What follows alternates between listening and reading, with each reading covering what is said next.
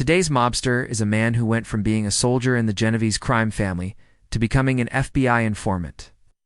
He was the man who brought down one of the most powerful crime bosses of all time. This is the story of Sammy Gravano.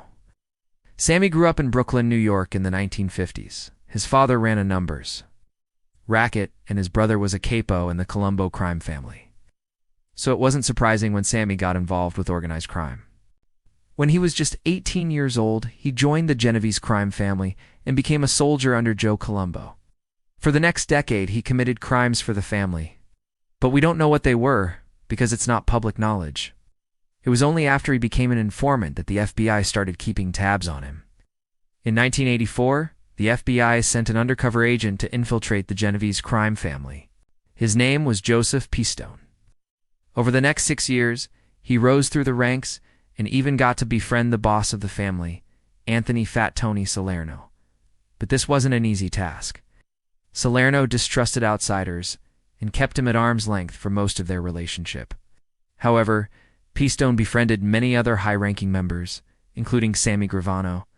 The two of them hit it off right away and became close friends.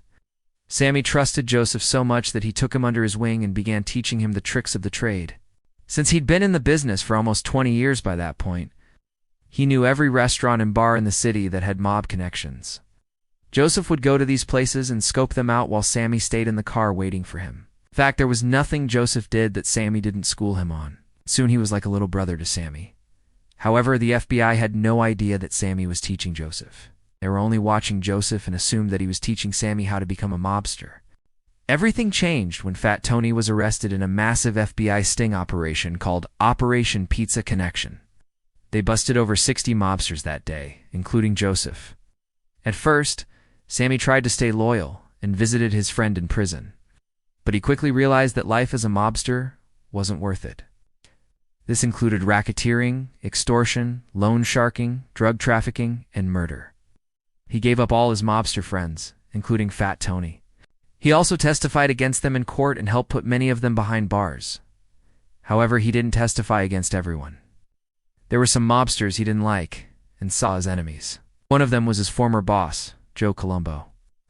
In 1991, Colombo was indicted on racketeering charges.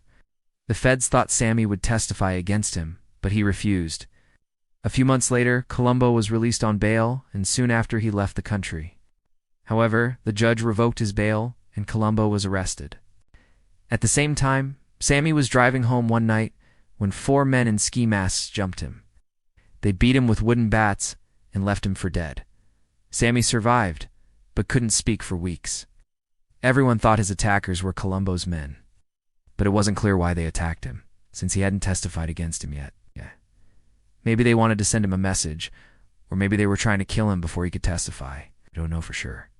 In the meantime, Colombo's trial was coming up, and the prosecution needed Sammy to testify against him, but he still refused. That's when the FBI decided to intervene, and they brought Sammy to a secret location. They put him in witness protection and forced him to testify. To this day, Sammy says he hated living in witness protection and hated that the FBI forced him to testify. He said the people in witness protection weren't the worst criminals, and that the FBI should have done more to help him. He also said that the FBI wouldn't let him testify over the phone or from another state, which was a mistake. He said if they let him do it over the phone, Joe Colombo wouldn't have been convicted. After giving his testimony, Sammy returned to his normal life, but it wasn't the same. He was always looking over his shoulder, wondering if someone was following him.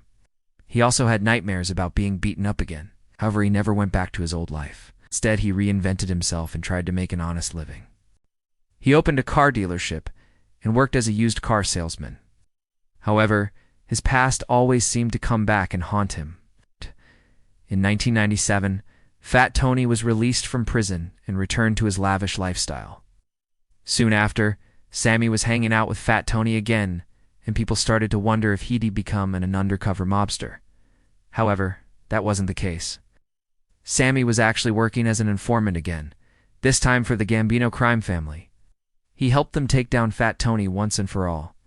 In 2002, Fat Tony was given a 100-year sentence for racketeering. But it was unlong before he got sick with cancer and died in prison just 3 years later. Around this time, Sammy realized that he'd made a big mistake. He told the FBI everything he knew about the Genovese crime family, but he never told them anything about the Gambino crime family. He thought that if he gave up the Gambino family, they'd put him in witness protection again, but he was wrong. They just gave him another choice.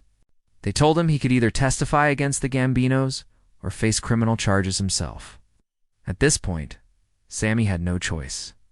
He'd already given up his old friends and couldn't go back to that life, so he agreed to testify.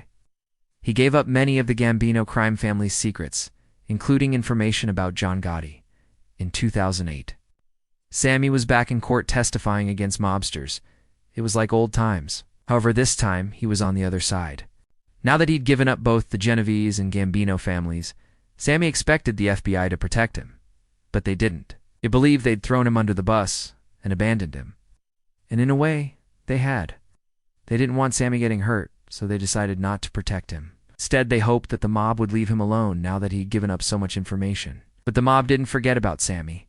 Just a few months after he testified against the Gambinos, he was beaten up again. This time he had to be hospitalized. Everyone knew that the Gambinos were behind the attack, but no one could prove it. So they let Sammy out of the hospital and sent him back to his normal life. Now, Sammy was terrified. He couldn't believe the mob was still after him after all this time. He tried to carry on like normal, but he was too scared to leave his house. Eventually, he had to move in with his sister in Staten Island. However, the mob wasn't done with him yet. In 2011, Sammy got a threatening letter from the Bonanno crime family. It must have been tough to be a mobster back in the day. Imagine having to write a threatening letter instead of just sending a text message. Anyways, the Bonanno family was mad at Sammy for testifying against their rival families. It seems they considered him an enemy, just like Columbo. In the letter, they threatened to harm his family if he didn't apologize for what he did. Sammy was terrified, but he wasn't going to apologize. Instead, he went straight to the FBI and told them about the letter. They took it seriously and promised to protect him and his family. Since then, he's lived a quiet life away from the mob. He's never gotten married or had kids, but he seems happy. He likes fishing and spending time with his friends. He's also written 2 books about his life as a mobster. These days, Sammy is in his 70s and has spent half his life in the mob. Looking back, he says he regrets everything he did. He knows he hurt a lot of people and can never take that back. However, he hopes that one day they can forgive him. Now it's time to hear from you. What do you think about Sammy Gravano? Let me know in the comments below. Also make sure to subscribe if you haven't already. That's all for this video. I'll catch you guys next time.